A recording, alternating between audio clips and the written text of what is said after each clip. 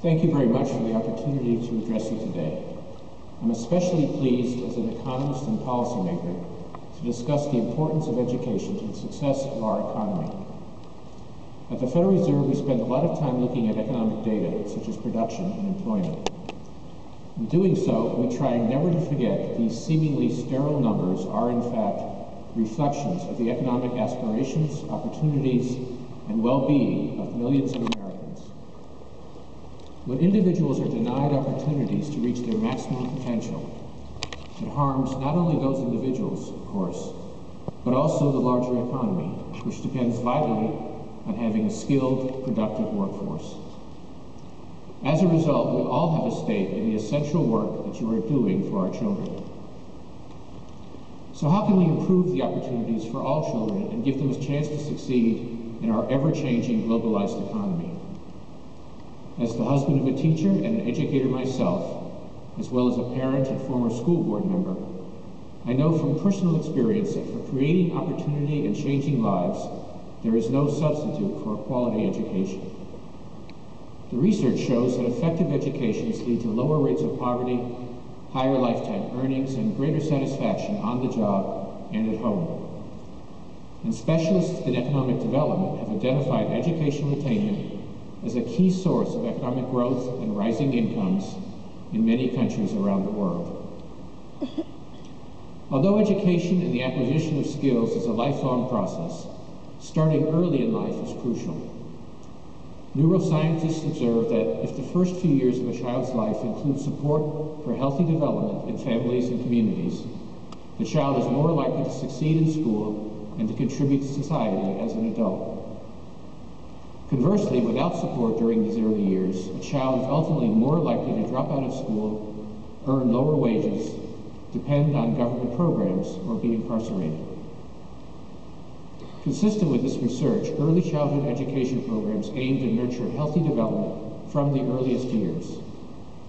Programs that provide enriched experiences for children and that also involve parents have shown to benefit children from all backgrounds, but they have the strongest influence on children from disadvantaged environments. Importantly, state preschool assessments have shown that early childhood education programs make children better prepared for school, a precursor of future success. The benefits of early childhood programs are not just short-term in nature.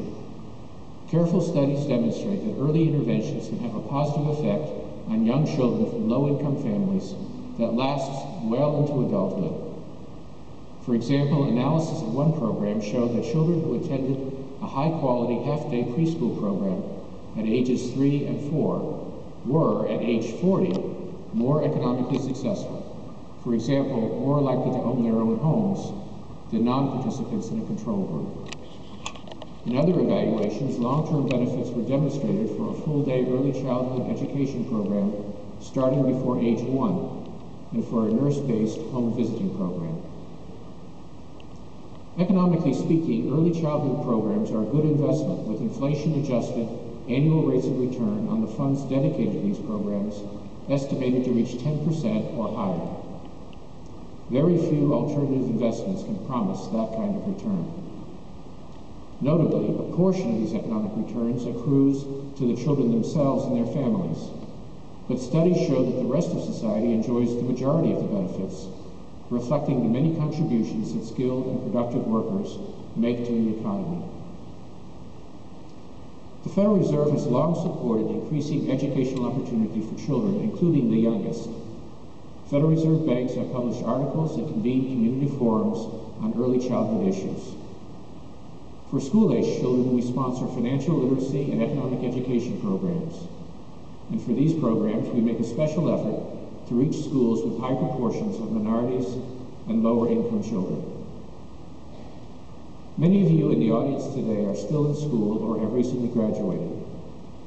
Your hard work demonstrates that you understand the value of a good education for yourself. With your efforts and the efforts of others, I hope we will one day achieve the Children's Defense Fund's goal of a level educational playing field for all children. I wish you all the best in your conference and in your work. Thank you.